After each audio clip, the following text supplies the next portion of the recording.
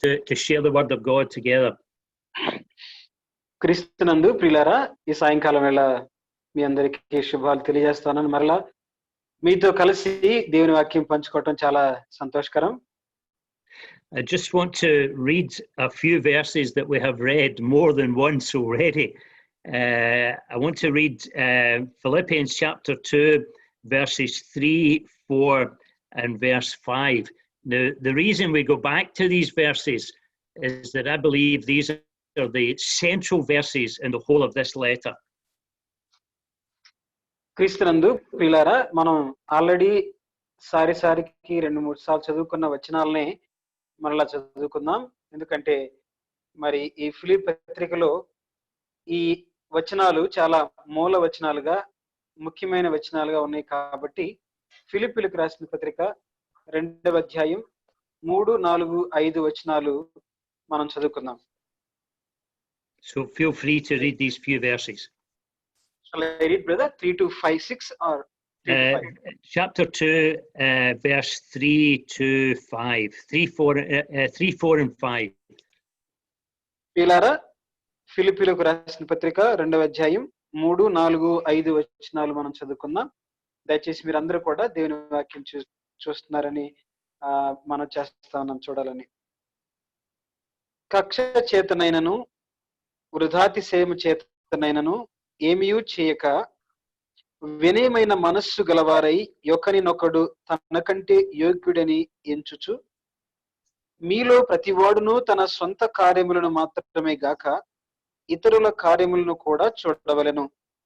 క్రీస్తు యేసునకు కలిగిన ఈ మనస్సును మీరును కలిగియుండుడి. So the key phrase in this whole letter is what we have in verse number 7. Let this mind be in you. ఈ యొక్క మరి పుస్తకంలో అంటే ఈ యొక్క పత్రికలో మూల వచనము ఏంటంటే 5వ వచనంలో క్రీస్తు యేసునకు కలిగిన ఈ మనస్సును మీరును కలిగియుండుడి అనే మాట. The great burden of the Apostle Paul's heart is that all the Christians in Philippi might be of the same mind. అపోస్తలుడైన పౌలు హృదయంలో భారంగా ఉన్నటువంటి కోరిక, ఆశ ఏంటంటే ఫిలిప్పీలో ఉన్న పరిశుద్ధులు కూడా క్రీస్తు యేసును కలిగిన ఈ మనస్సు కలిగి వారు ప్రేమ సమాధానము కలిగి ఉండాలని ఆయన అపేక్షిస్తా ఉన్నాడు. And we have spoken in previous occasions of what that mind is like. గత వర్తమానాలలో అసలు క్రీస్తు యేసునకు కలిగిన మనస్సు ఏంటో మనము ధ్యానించాము. It's a serving mind, a selfless mind, a submissive mind, and a sacrificial mind. మరి సేవ చేసే మనసు, నిస్వార్థపూరితమైన మనస్సు, అలాగునే మరి త్యాగపూరితమైనటువంటి సమర్పణతో కూడిన మనస్సు. And in Philippians chapter 2, Paul brings before us 4 men that have that mind, 4 like-minded men.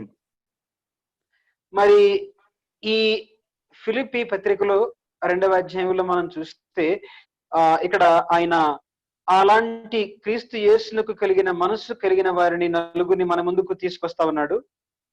He gives us obviously the example of the Lord Jesus. మరి నిస్సందేహంగా మనం చూస్తే ప్రభువైన యేసుక్రీస్తు వారే మాదిరిగా మన ముందు ఆయన చూపిస్తా ఉన్నాడు.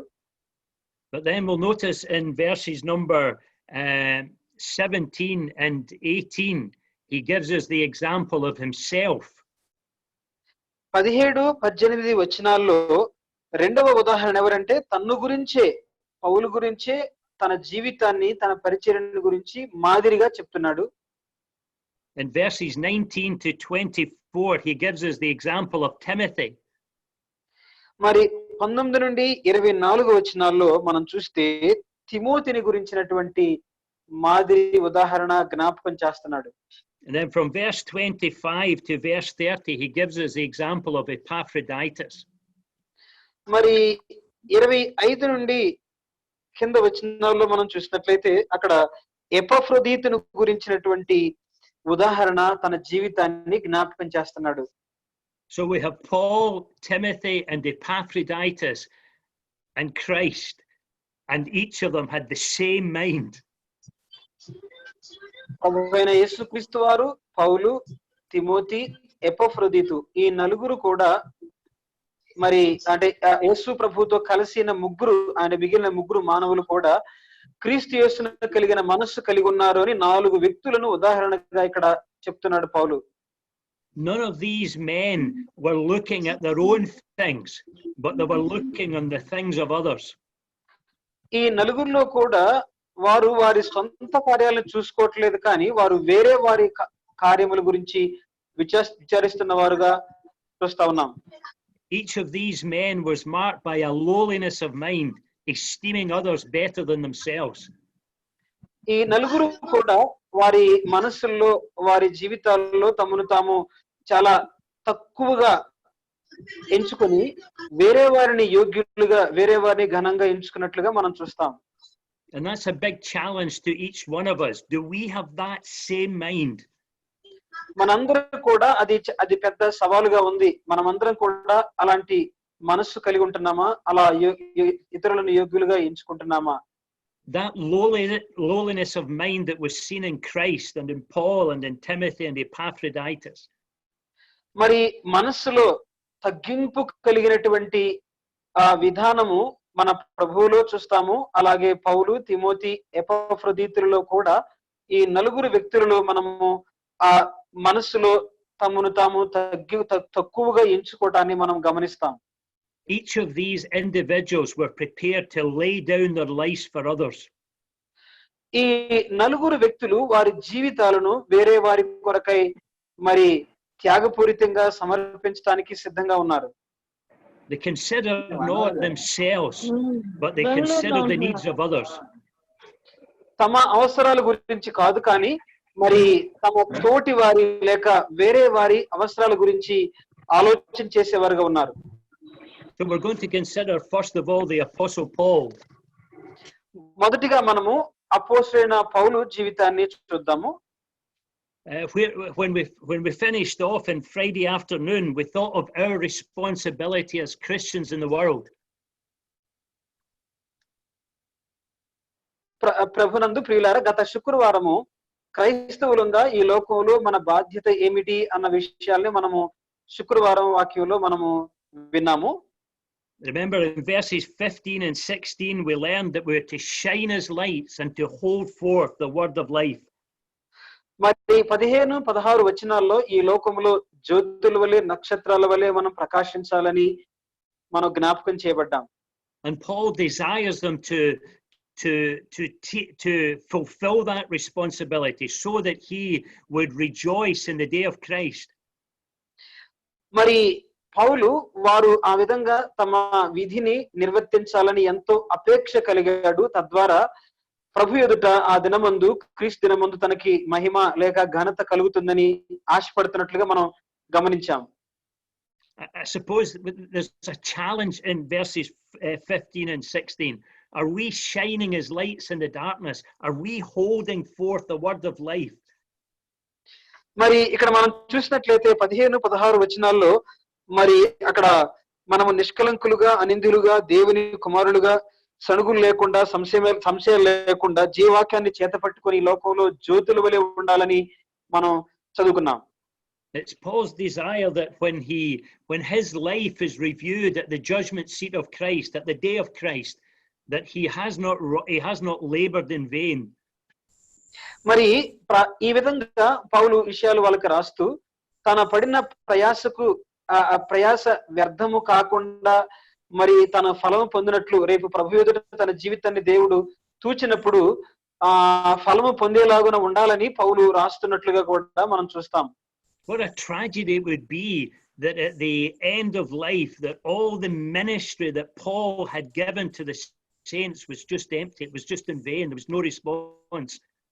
ఒకవేళ పౌలు చేసిన పరిచర్య అంతటిలో రేపు అంతా వ్యర్థమైపోయి దేవుని ఎదుట నిలబడినప్పుడు ఏమీ లెక్కకు రాకుండా ఫలితం లేకపోతే ఎంత విచారం ప్రియులారా. Brothers and sisters, you know the brothers that have ministered among you for years, brothers that have taught you the word of God. Are you responding to that teaching? ప్రియులారా, గత కొన్ని సంవత్సరాలుగా మీ మధ్య దేవుని వాక్యాన్ని బోధిస్తున్నవారు, ప్రకటిస్తున్నవారు, వారు ఎంత ప్రయాసపడి బోధిస్తున్నప్పుడు వారి బోధకు, వారు ఇచ్చిన వాక్యానికి మీరు విధేయులవుతున్నారా, లోబడుతున్నారా? Or could it be that on that day when our life's work is reviewed, that rather than rejoicing, there's shame before the presence of the Lord? మరి అలా మనం లోబడకపోయినట్లయితే ప్రభు ఎదుట మరి నిలబడినప్పుడు మనము మన జీవితాలు ఆయన తూచినప్పుడు మనకి ఘనత, మెప్పు కలుగుతుందా లేక అవమానము కలుగుతుందా? Paul wants to see fruit from his labors. పౌలు తన కష్టములో నుండి, తన సేవలో నుండి ఫలాలు చూడాలని ఆశపడుతున్నాడు. And every true servant of Christ longs to see fruit for his labors in the gospel and the teaching of the word. ప్రతి దేవుని సేవకుడు కూడా తన సువార్త పరిచర్యలో నుండి, తన వాక్య ప్రకటనలో నుండి, బోధలో నుండి మరి కొన్ని ఫలాలు చూడాలని ఎవరైనా అపేక్షిస్తారు, ఆశిస్తారు. I have been meeting with you, dear brothers, for a number of weeks now. And if there is no response in your hearts to the teaching, then it's in vain. ప్రియ సహోదరులారా, గత కొన్ని వారాలుగా నేను దేవుని వాక్యాన్ని మీకు ప్రకటిస్తున్నాను. ఒకవేళ మీరు వాక్యమునకు విధేయులు కాకపోయినట్లయితే పరిచర్య అంతా కూడా వృధా, వ్యర్థమైపోయినట్లే కదా.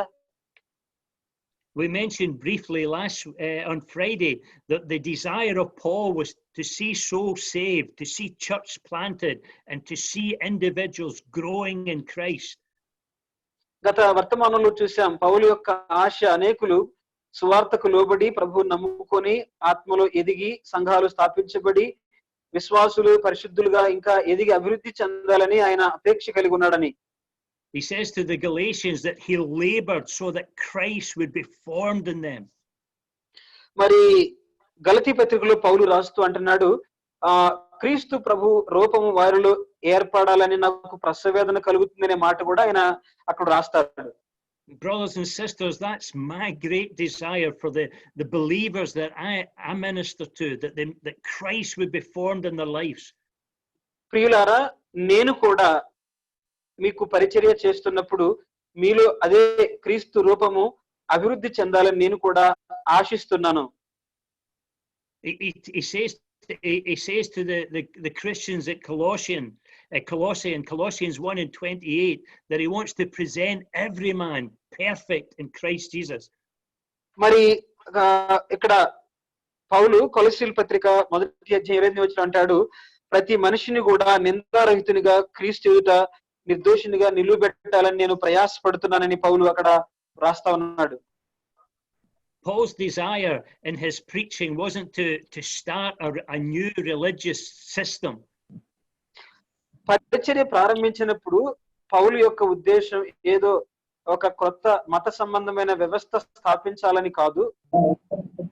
But Paul's desire was the exaltation of Christ and the formation of Christ in the lives of the believers. పౌలు యొక్క ముఖ్య ఉద్దేశం ఏంటంటే అందరి జీవితాలలో క్రీస్తు ప్రభు రూపం రావాలని, అలాగే ప్రభు అయిన యేసు క్రీస్తు వారు హెచ్చించబడాలని ఆయన ముఖ్య ఉద్దేశం. And so he's encouraging the saints to shine as lights in the darkness and to hold forth the word of life. మరి అదే ఇక్కడ రాస్తూ అంటున్నాడు, చీకటి గల చోట్ల వెలుగుచ్చినట్లుగా మన జీవితాలు జ్యోతుల వలె నక్షత్రాల వలె వెలిగింపబడాలి అని పౌలు ఫిలిప్పీయులకు రాస్తున్నాడు. He desires that they might be as he is in the world. మరి పౌలు ఈ లోకంలో ఏ విధంగా ఉన్నాడో పౌలు లాగే ఫిలిప్పీయులు కూడా ఉండాలి అని వారి పట్ల అపేక్ష కలిగిన వాడుగా పౌలు ఉన్నాడు. He desires that just as Christ was magnified in his life, that Christ will be magnified in their lives. అలాగనే క్రీస్తు తన జీవితంలో ఏ విధంగా మహిమపరచబడుతున్నాడో ఫిలిప్పీ పరిశుద్ధుల జీవితాలలో కూడా ప్రభువైన యేసుక్రీస్తు వారు మహిమపరచబడాలని ఆయన అపేక్షిస్తా ఉన్నాడు. And if that was true, then Paul would be satisfied. Paul would rejoice. ఒకవేళ అది గనుక నిజమైనట్లయితే పౌలు ఎంతో ఆనందిస్తాడు, సంతోషిస్తాడు. All the energy and effort that he'd expended, all the suffering that he endured would be worth it all to see the saints growing in Christ.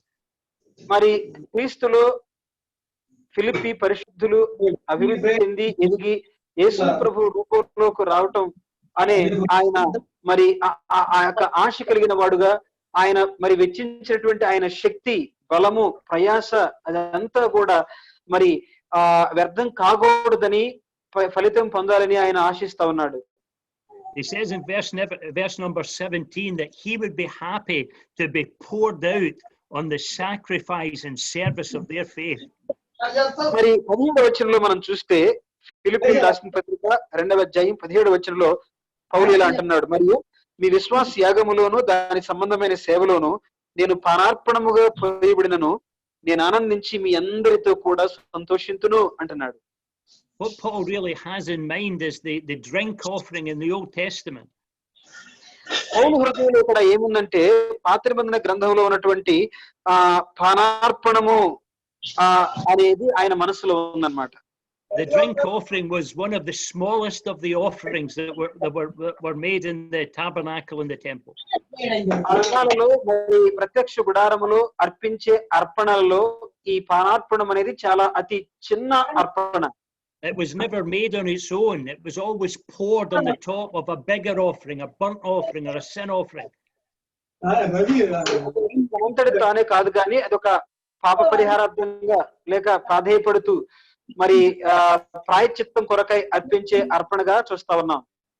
So the apostle Paul is facing martyrdom for his faith, and yet he sees the pouring out of his life as just a small thing in comparison to their sacrifice and their service. మరి పౌలు తన జీవితంలో ప్రభు కొరకై ఇక మరణించబోతాడు అనే శిక్ష లేక తీర్పు ఎదుర్కొంటున్న వాడైనప్పటికీ కూడా చివరికి తన జీవితం ఒక పానార్పణముగా మరి ఒక చిన్న అర్పణముగా ప్రభు కొరకు అర్పించబడాలని ఆశిస్తున్నట్లుగా తన జీవితాన్ని మనం చూడగలం. Like the Lord Jesus Christ, he magnifies them and he minimizes himself. మరి ఇక్కడ ప్రభువుని హెచ్చించినట్లు ఘనపరిచినట్లు కూడా ఫిలిప్పి పరిశుద్ధులను వారిని ప్రోత్సహించుటలో వారిని ఘనపరచుటలో కూడా మరి ఇక్కడ పౌలు మాట్లాడుతున్నట్లు మనం గమనించగలం. He recognized their sacrifice as the big sacrifice and his is the small drink offering poured out upon it. మరి ఇక్కడ తన విశ్వాస యాగములో దాని సంబంధమైన సేవలో కూడా ఒక చిన్న అర్పణముగా తను తాను అర్పించుకుంటూ వారు చేసిన సమర్పణను ఫిలిప్పీయులను యోగ్యులుగా ఎంచుకుంటూ నేనేదో ఒక చిన్న అర్పణగా దేవునికి అర్పించబడాలి అన్నట్లు పౌలు తగ్గించుకొని వారిని హెచ్చిస్తూ మాట్లాడుతున్నాడు. And so we see Paul fulfilling his own ministry, esteeming others better than himself. పౌలు జీవితంలో కూడా చూస్తే తన జీవితాన్ని తన సేవను చాలా తక్కువగా అల్పమైందిగా తగ్గించుకుంటూ అటు ఫిలిప్పి పరిశుద్ధులను వారి యొక్క సమర్పణను వారి బహుమానాలని గొప్పగా ఎంచుతూ వారిని యోగ్యులుగా ఎంచుకుంటూ యేసుక్రీస్తు ప్రభు నియమాన్ని ఎలా పూర్తి చేస్తున్నాడో చూడండి. Paul was prepared to give his life for others. పౌలు తన జీవితాన్ని వేరే వారి కొరకై అర్పించడానికి సిద్ధపడుతున్నాడు. But then he goes on in the next section to tell us about Timothy. అలాగనే తర్వాత మనం చూస్తే మూడవ అంటే ఆ తర్వాత మాదిరిగా తిమోతి జీవితాన్ని కూడా అక్కడ చెప్తున్నాడు మనకి. We learn in verse number 15 that Paul is intending sending Timothy to Philippi. మరి తిమోతిని అక్కడికి పంపించడానికి పౌలు అపేక్ష కలిగిన వాడుగా మనము 15వ వచనంలో చూసాము. It's interesting the meaning of Timothy's name. Timothy's name means the one who God honors. Timothy అనే పేరుకు అర్థం ఏంటంటే దేవుడు ఘనపరిచేవాడు అని అర్థం. Sorry, that should be the one who honors God. Sorry. దేవుడు ఘనపరిచేవాడు కాదు కానీ దేవుణ్ణి ఘనపరిచేవాడు అని అర్థం. అంటే తిమోతి అనే పేరుకు అర్థం ఆ వ్యక్తి దేవుణ్ణి ఘనపరుస్తాడు. And as we read through these verses and other passages of scripture that speak to us about Timothy, we see the reality of that. He honored God. ఈ అర్థాన్ని లేక తిమోతి జీవితాన్ని గురించి మరికొన్ని వచనాలలో కూడా ప్రియులారా మనము గమనించగలం. And that is a challenge to my heart, to all our hearts this afternoon. Do we honor God? ఈ ఈ రాత్రి వేళ మీకు అలాగే నాకు ఒక సవాలు ఏంటంటే మనం అందరం కూడా నిజంగా దేవుణ్ణి ఘనపరుస్తున్నామా?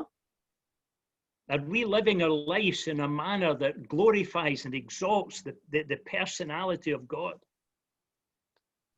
దేవుని యొక్క వ్యక్తిత్వాన్ని ఘనపరిచే విధంగా, హెచ్చించే విధంగా నా జీవితాలు ఉంటా ఉన్నాయా? Are we living our lives for God's glory or our own glory? మన జీవితాలను దేవుని మహిమ కొరకై పణంగా పెట్టగలుగుతున్నామా, లేక మన సొంత మహిమ కొరకై మనము వెచ్చిస్తా ఉన్నామా? And so Paul's desire is to send this godly man back to Philippi to learn how the believers in Philippi are keeping. మరి ఈ దైవజనుని ఫిలిప్పీల కొరకై పంపించడానికి పౌలు ఇష్టపడిన వాడుగా ఇక్కడ తిమోతి జీవితాన్ని మనము చూస్తాం ప్రియులారా. Paul was anxious to know how the saints were getting on. మరి పౌలు ఇక్కడ తిమోతి పట్ల ఎంత అపేక్ష కలిగి ఉన్నారో, ఎలా స్వీకరిస్తారన్నట్లుగా పౌలు ఆశ కలిగి ఉన్నాడు. It's quite incredible to think of the Apostle Paul facing the possibility of martyrdom, and yet he's thinking about others. ఇక్కడ మనం చూసినట్లయితే మరణాన్ని అనుభవించబోయే సందర్భంలో కూడా ప్రభు కొరకై, క్రీస్తు కొరకై ఇంకా చనిపోతాడు అన్న పరిస్థితిలో కూడా వేరే వారి గురించి పౌలు ఎలా ఆలోచిస్తున్నాడో చూడండి. And so he wants to send Timothy in order that he might bring back a report that everything is well with the church in Philippi. ఫిలిప్పీని పంపిన కారణం చేత, మరి తిమోతిని ఫిలిప్పీకి పంపిన కారణం చేత, ఒకవేళ తిమోతి ఫిలిప్పీ పరిశుద్ధుల యొక్క క్షేమ సమాచారం తీసుకొస్తాడేమోననే ఉద్దేశంతో వారి విషయం తెలుసుకోవడానికి తిమోతిని పంపిస్తున్నట్లుగా మనం చూడగలం. In Paul we see the heart of the shepherd. పౌలు హృదయంలో, పౌలు జీవితంలో కాపరి యొక్క హృదయాన్ని, కాపరి యొక్క లక్షణాలు మనం గుర్తించగలం. Cherishing the believers in his heart, caring for the believers. తన హృదయంలో పరిశుద్ధుల విశ్వాసుల అపేక్ష, ఆనందము, సంతోషం కలిగిన వాడుగా, వారి యోగ క్షేమాల గురించి ఆలోచించిన వాడుగా పౌలు ఉన్నాడు.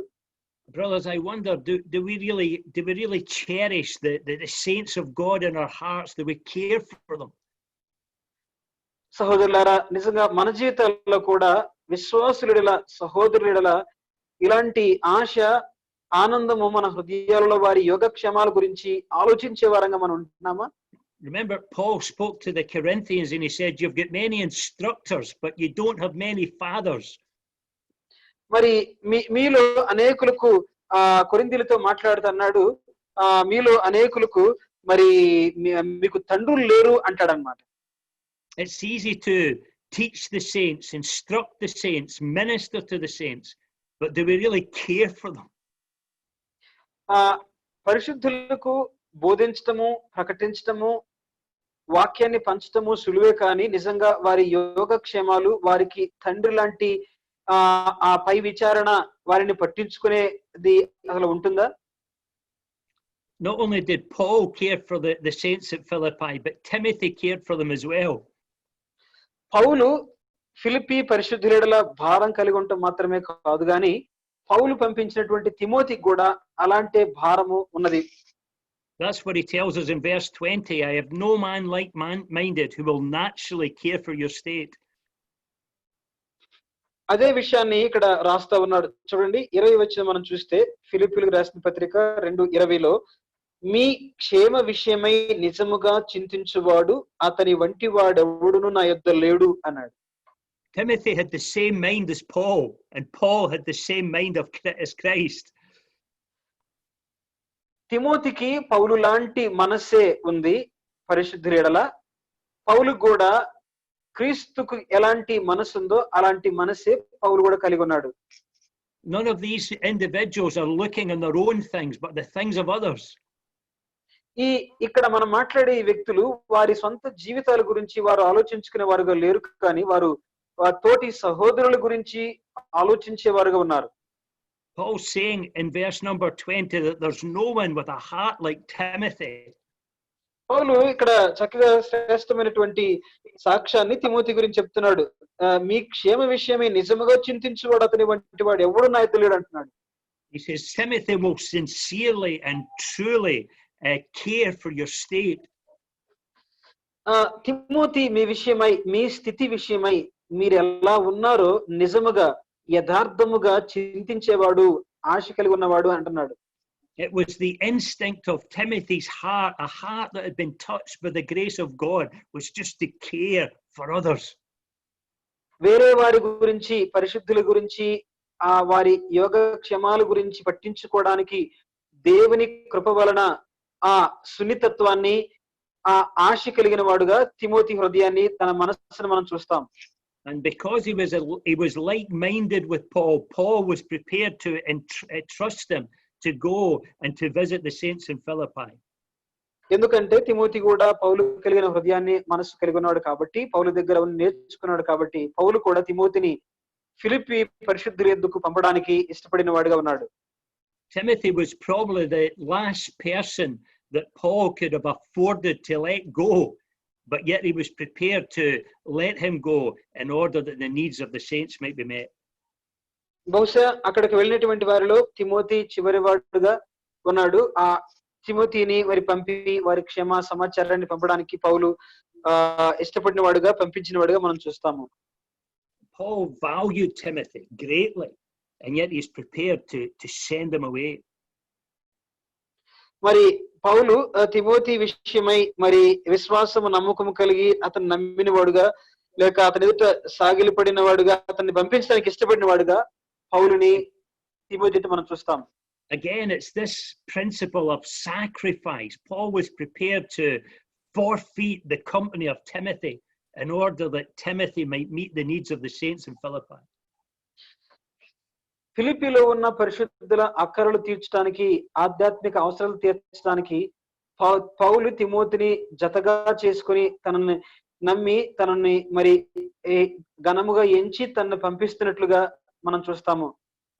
The point I'm trying to labor at is just the fact that oftentimes that I am so selfish in my outlook in life, and I just think about me and mine rather than thinking about others.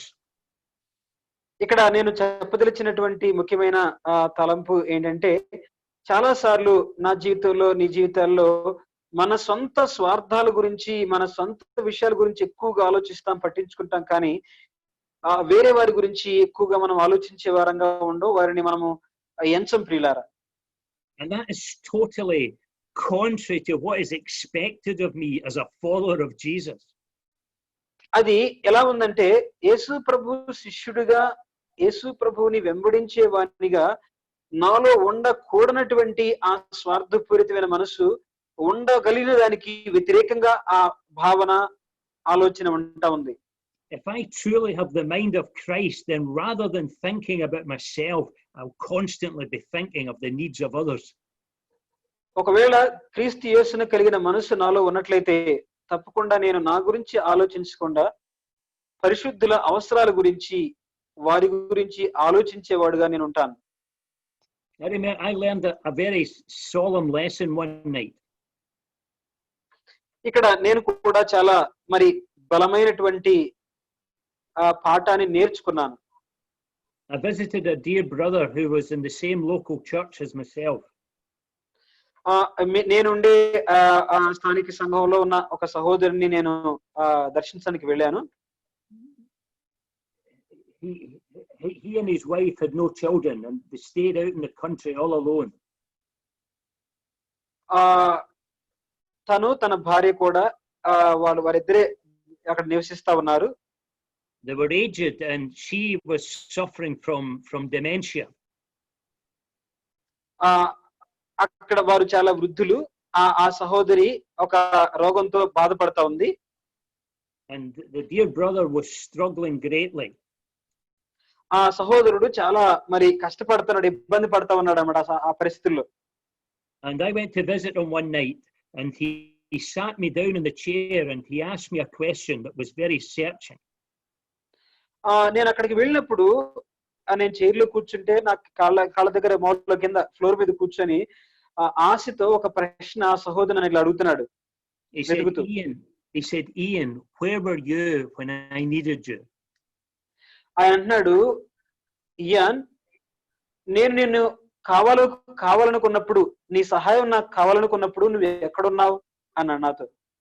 He told me there were nights when he was so distressed by the condition of his wife that he almost put a pillow over her face to end her life. అనేక రాత్రులు ఆ సహోదరుడు తన భార్య అనారోగ్యంగా ఉన్న పరిస్థితుల్లో ఎంతో మరి బాధాకరమైన దుఃఖకరమైన పరిస్థితుల్లో వెళుతూ చివరకు ఇంకా తన ముఖం మీద పడి, అంటే ఆమె ఇంకా చనిపోయే స్థితిలో ఉంది అనే పరిస్థితులు ఎంతో బాధపడుతూ ఉన్నాడు అనమాట. అలాంటి దినాలు ఆయన గడిపాడు.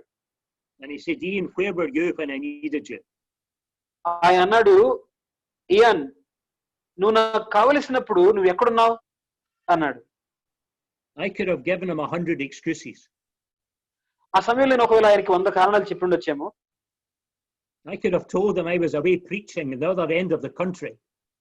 ఒకవేళ దేశ వేరొక మూలన ఉండి వాక్యం ప్రకటించే వెళ్ళానని చెప్పి ఉండొచ్చు. I was involved in the Lord's work. దేవుని ప్రభు పనిలో ఉన్న నిమగ్నమైనానని చెప్పొచ్చు. I could have told him I was only home for the weekend, and right through the week I was away preaching. మరి వారమంతా కూడా వాక్యం ప్రకటించి మరి వార చివరిలో శని ఆదివారాలు నేను ఇంటి దగ్గర విరామం తీసుకుంటా ఉన్నాను ఒకవేళ చెప్పుండొచ్చు. I could have reminded him I had responsibility to my wife and to my children. నా పిల్లలు విషయమై, నా భార్య విషయమై బాధ్యత కలిగిన వాడుగా ఉన్నానని చెప్పుండొచ్చు. But none of that really mattered. కానీ అవన్నీ కూడా అక్కడ మరి ముఖ్యం కాదు. Here was a dear brother in Christ that was struggling, and I wasn't there for him. ఒక క్రీస్తులో ఒక ప్రియ సహోదరుడు ఎంతో కష్ట పరిస్థితిలో ఉన్నాడు, కానీ ఆ సమయంలో అక్కడ నేను ఉండలేకపోయాను. And all the excuses of the day meant nothing. ఈ కారణాలన్నీ కూడా అవి దేనికి పనికిరావు, అవి అర్థమైనవే. The reality was simply this, that I didn't care. కానీ అక్కడ సత్యం ఏంటంటే నేను అక్కడ ఆ దినాన అతనికి తోడుండి సహాయం చేయలేకపోయాను. అది వాస్తవం. I know we all have responsibilities with wives and families and work. నాకు తెలుసు మీకు అందరికి కూడా, మీకు నాకు మనందరికి కూడా కుటుంబాల విషయమై, అంటే భార్య లేక పిల్లలు అని అనేక రకాల మన పనులు, మనకున్న బాధ్యతలు ఉన్నాయి. And we may even have responsibility as far as the ministry of the word is concerned. But brothers, if there's a brother or sister in our local church that is suffering, then we need to show that we care.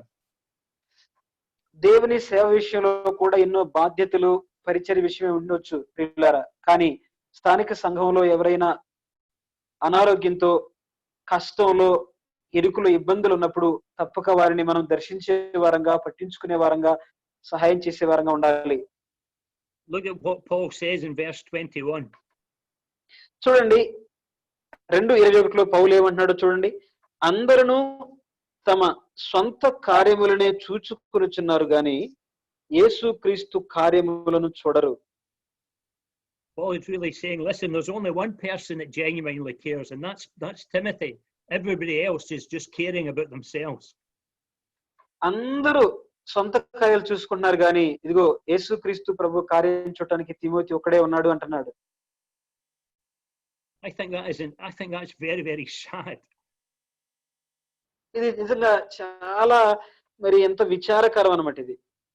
That Paul could only find one believer that would naturally care for the condition of the saints. మరి ఇక్కడ మనం చూస్తే పౌలే ఆ ఫిలిప్పీ పరిశుద్ధుల అవసరాల విషయమై చింతించేవాడు. పౌలుని చూస్తున్నాం, తిమోతిని చూస్తా ఉన్నాం. I wonder how many would Paul find in your area in India that naturally care for the saints of God. మరి సహజంగా మరి మీ దేశంలో పలు ప్రాంతాల్లో పౌలులాగా ఎంత మంది పరిశుద్ధుల అవసరాలను చూసేవారు ఉన్నారు? How many could be found in my area? లేక మా ప్రాంతంలో మరి ఏ పౌరులాగా ఎంతమంది ఉన్నారు that are prepared to make sacrifices in order to meet the needs of others? వేరే సహోదరుల అవసరాలు తీర్చుట కొరకై తమను తామే పనార్పణముగా అర్పించుకునేవారు. Someone has said that all the others had just been engulfed in the ocean of their own private interests. ఒక ఆయన ఈ విధంగా అన్నాడు, మిగిలిన వారందరూ కూడా తమ సొంత గర్వానికి సంబంధించి తమ సొంత అతిశయాలకు తమను తామే బంధించబడి లేక వాటితో పెనవేయబడి ఉన్నారు అన్నాడు. Seeking their own things, not the things which are Christ. Sorry, brother. Seeking their own things, not the things that are Christ Jesus. Verse 21. తమ సొంత కార్యములనే వారు చూసుకుంటున్నారు కానీ మరి యేసుక్రీస్తు కార్యములను చూడరు అన్నాడు 21వ వచనం. Brothers and sisters, the big question tonight is this: what are we seeking? What are we pursuing? ప్రియులారా, అసలు మనము దేని గురించి ఈ రాత్రి వేళ ఒక ప్రశ్న మీకు వేస్తా ఉన్నాను. దేన్ని మనం వెతుకుతా ఉన్నాం? దేని గురించి ప్రయాసపడతా ఉన్నాం? Who are we seeking to please in our lives? మన జీవితాల్లో ఎవరిని సంతోష పెట్టడానికి మనం ప్రయాసపడుతున్నాం? Paul's already told us in Philippians 2 that we're not to seek our own things. పౌలు ఫిలిప్పీ 2లో అంటున్నాడు, మన సొంత కార్యాలు మనం చూడకూడదు, వేరే వారి కార్యాలు చూడాలంటున్నాడు. And yet sadly so often we do. కానీ చాలా విచారకరంగా ఏంటంటే మనం చాలా మంది మన సొంత కార్యాలు చూసుకుంటా ఉన్నాం. Paul says that in 1 Corinthians chapter 10 and verse 33, he says, even as కొరింథీయులకు రాసినటువంటి మొదటి పత్రిక 10వ అధ్యాయం 33లో పౌలు ఈ విధంగా అంటున్నాడు. So Paul says that I please all men in all things, not seeking my own profit, but the profit of many, that they might be saved. ఇక్కడ పౌలు తన సొంత ప్రయోజనాన్ని మొదటి కొరింథీ 10:33 అంటున్నాడు. చూడండి, ఈలాగున నేను కూడా స్వప్రయోజనమును కోరక అనేకులు రక్షింపబడవలనని వారి ప్రయోజనము కోరుచు అన్ని విషయములలో అందరినీ సంతోషపెట్టుచున్నాను అంటున్నాడు. Again in Romans chapter 15 and verse 1, Paul says, let every one of us please his neighbor for his good to edification. అలాగనే పౌలు రోమా పత్రిక 15వ అధ్యాయం మొదటి వచనంలో కూడా ఇలా అంటున్నాడు, కాగా బలవంతులమైన మనము మనలను మనమే సంతోషపరచుకొనక బలహీనుల దౌర్బల్యములను భరించుటకు బద్ధులమై ఉన్నాము అంటున్నాడు. And at the end of Romans 15 and 1, he says, for even Christ pleased not himself. అలాగనే ఇక్కడ చూసినట్లయితే 15 చివరిలో 2 వచనాలు కూడా మనం చూస్తే క్రీస్తు కూడా తన్ను తాను సంతోషపరచుకొనలేదు గాని అని 3వ వచనంలో రాస్తూ కింద ఈ విధంగా నిందించు వారి నిందలు నా మీద పడినని ప్రభువుని గురించి చెప్తున్నాడు. That's a challenge, brothers. That's a challenge to my heart. Am I living to please myself or to please Christ and to please others? ఇది ప్రియులారా, నిజంగా ఇది చాలా పెద్ద సవాలుతో కూడింది నాకు. ఎందుకంటే నిజంగా నేను నా జీవితాన్ని నా పనుల కోసం, నేను నా సొంత స్వార్థం కోసం జీవిస్తున్నానా, లేదా యేసు ప్రభు మనసు కలిగి వేరే వారి కొరకై సమయాన్ని ఏమైనా కేటాయిస్తున్నానా? I just serve my own interest or serve the interest of other people. నా సొంత ఇష్టాన్ని సేవిస్తున్నానా, లేక వేరే సహోదరుల ఇష్టము కొరకై, వారి అక్కరల కొరకై నేను సేవ చేస్తున్నానా? The Lord challenged my heart just in recent weeks when I thought of Paul, who presents himself as a servant of God. గత కొన్ని వారాలుగా ఈ పౌలు జీవితంలో నుండి ఈ విషయాల్లో దేవుడు నన్ను కూడా సవాలు చేస్తూ మాట్లాడుతూ ఉన్నాడు. నిజంగా పౌలు వలె నేను కూడా నా జీవితాన్ని వేరే వారి కొరకై అలా అర్పించడానికి సిద్ధంగా ఉన్నానా అని. But he also presents himself as a servant of the saints. మరి పరిశుద్ధుల కొరకై తాను తన సమర్పించుకున్నవాడుగా పౌలు జీవితాన్ని చూస్తా ఉన్నాం. And maybe we want to be known as servants of God. మనం ఒకవేళ పేరుకు దేవుని సేవకులుగా మనం పిలబడవచ్చు. And we maybe think there's some glory in that and there's some dignity in that. దానిలో కొంత మరి ఒక స్థాయి లేక ఒక మరి ఒక ఘనత ఏదో పేరు ప్రఖ్యాతుల్ని ఆ దేవుని సేవకుడిని మనం ఒకవేళ కలిగి ఉండొచ్చు. But the true servant of God will be a servant of men. ఆ నిజమైనటువంటి దేవుని సేవకుడు ఎవరంటే మనుషులకు సేవకుడే. And we see that in Timothy. అది తిమోతిలో మనము చూడగలం. In verse number 22, Paul goes on to describe something more about Timothy. 22వ వచనంలో పౌలు తిమోతి గురించి మరికొన్ని విషయాలు మాట్లాడటం మనం అక్కడ చూస్తాం. He had proved himself in the past. మరి పౌలు తిమోతి గత కొన్ని విషయాలలో తను తాను యోగ్యునిగా నిరూపించుకున్నాడు అని పౌలు తిమోతి గురించి రాస్తున్నాడు. Timothy was no novice in the things of the Lord. మరి తిమోతి దేవుని కార్యముల విషయాలలో మరి తను యోగ్యుడిగా లేక నమ్మకమైన వాడుగా అని చెప్తున్నాడు. And the church at Philippi already knew the type of person that he was.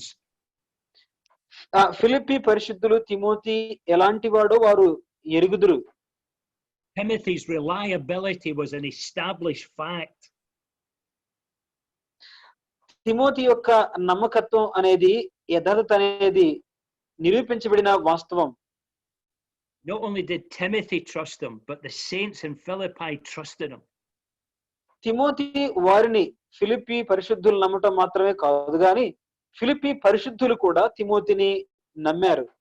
I wonder, brothers and sisters, tonight, are we trustworthy? Are we reliable? ప్రియ సహోదరులారా, ఒకరినొకరు మనం నమ్ముతున్నామా? ఒకరినొకరు నమ్మదగిన వారంగా ఉండగలుగుతున్నామా? Do we have a reputation among other believers that we really care for them? వేరే సహోదరులతో వేరే విశ్వాసులతో వీరు పట్టించుకునేవారు, వీరు నమ్మదగిన వారు అని చెప్పగలుగుతున్నారా? Paul tells us in verse 22 that Timothy had served with him in the gospel as a son with the father.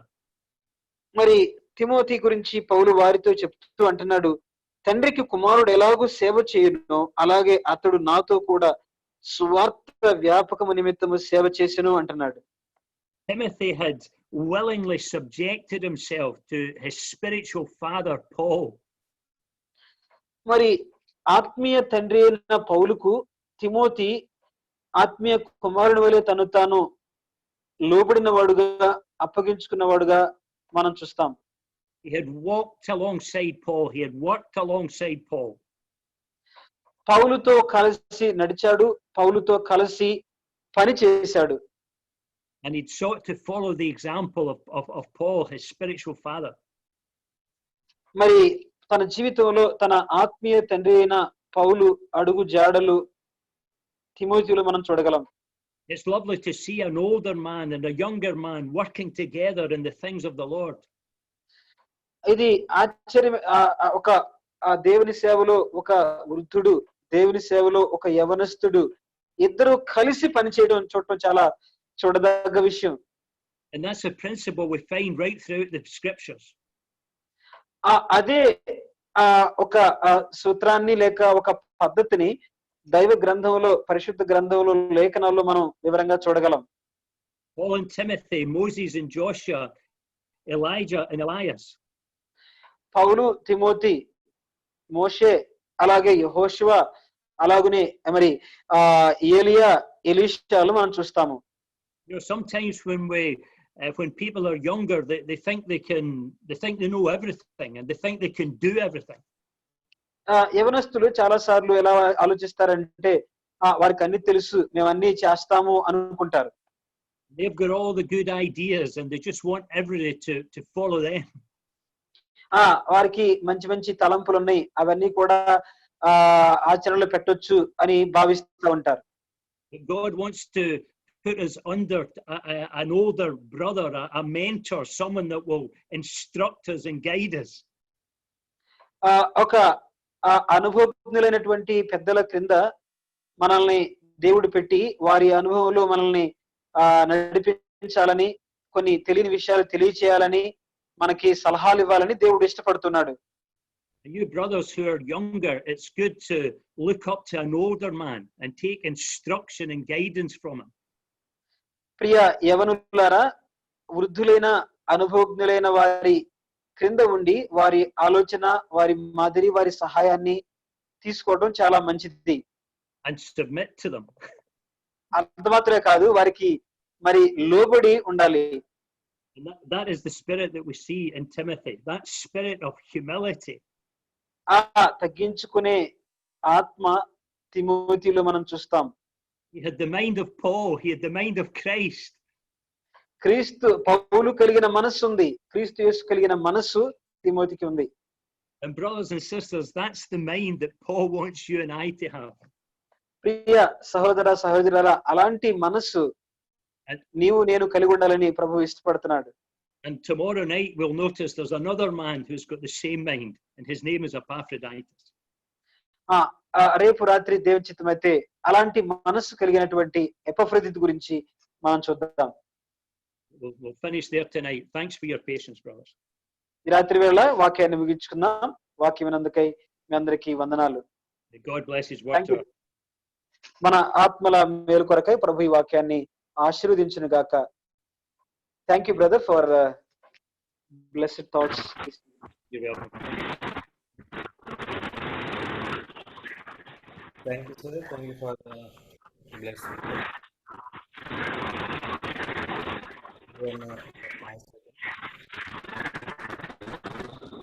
Morning.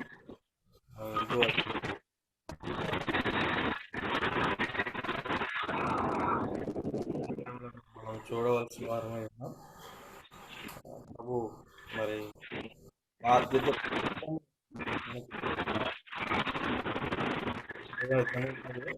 చెప్పిన ఒక మాట జ్ఞాపకం చేసుకుంటే,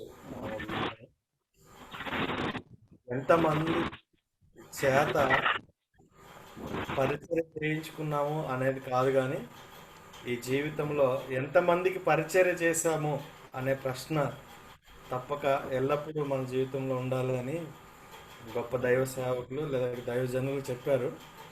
కనుక ఎల్లప్పుడూ కూడా పరిచయం చేయడం, ఎందుకంటే మనం వెంబడిస్తున్న మన మాస్టర్, మన యజమానుడు, మన ప్రభు, ఆయన పరిచయం చేయడానికి లోకానికి వచ్చారు, పరిచయం చేశారు. ఆయన ఆయనను సేవిస్తున్న తప్పక మనం ఇతరులకు పరిచయం చేసే వారంగా ఉండాలి. అదే సమయంలో పెద్దలను గౌరవించవలసిన వారమై ఉన్నాం, ఘనపరచవలసిన వారమై ఉన్నాం, కలిసి పనిచేయవలసిన వారమై ఉన్నాం. ప్రభు అట్టి భాగ్యాన్ని మనకి మన పరిచర్యలు అనుగ్రహించును గాక. Thank you once again for the blessed thoughts sir. Ravikumar అన్న చాలా వందనాలు, ప్రభు వందనాలు. మరి 10 గంటల వరకు అమూల్యమైన సంగతులు మనం వచ్చాం. ఈ సమయంలో మరి